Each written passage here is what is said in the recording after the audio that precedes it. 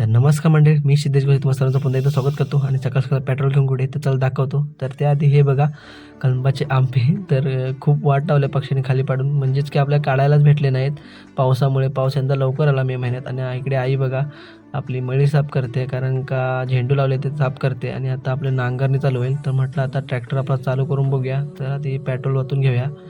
तर पेट्रोल काय वेस्ट नाही होते, सरळ जातं आतमध्ये. आणि आपला ट्रॅक्टर पण खूप दिवस पावसामध्ये राहिलेला. तर दरवर्षी आपला ट्रॅक्टर रिपेअरिंगला घेऊन जायला लागतो पावसामध्ये, तर चालू होत नसतो. तर यंदा म्हटलं बघूया चालू होतो आहे काय.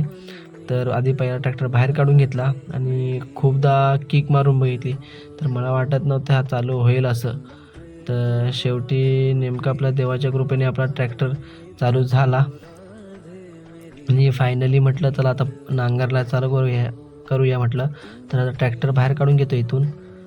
तर चला, कारण का इथे घाण होते खूप ह्या मळीमध्ये. आता ही मळी साफ करेल, त्यानंतर आपण उकळायला घेऊन. नंतर म्हटलं साफ केल्यामुळे नांगरायला घेतलं मी, कारण का ह्या तरव्याच्या मळ्या होत्या. तर म्हटलं आधी तरव्याच्या मळ्या नांगरून घेऊया, कारण का आई आपली लवकर पेरून घेते. आपलं लेट बियाणं आहे, नवीन आणलं काहीतरी इंद्रिया यांनी.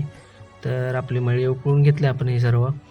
तर खूप थकायला झालं उन्हामुळे, कारण का 11 वाजता आलो होतो काम करायला झोपून बिपून. आणि आई आपल्याकडे इकडे दुसऱ्या मळीचा मसावा हे करते, कारण का नांगरायची होती मळी. तर तीही मळी नांगरून झाले. तर हे बघा दोन्ही पण रेडी. आणि आपला ट्रॅक्टर बाहेर काढून घेतला. आणि आपली हळद बघा खूप बेकार झाले उन्हाने, खूप ऊन लागत होतं. 12 वाजलेले. आणि आईने आपली सुरुवात केली पेरणी करायला. सर्वांच्या आधी आपल्या घरी पेरणी.